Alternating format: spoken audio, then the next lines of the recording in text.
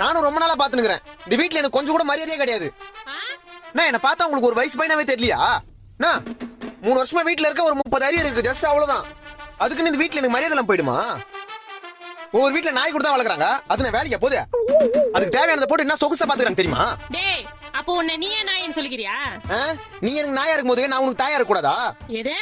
சரி, நீ எனக்கு தாயா இருக்கும்போது நான் உனக்கு நாயா இருக்க கூடாதா?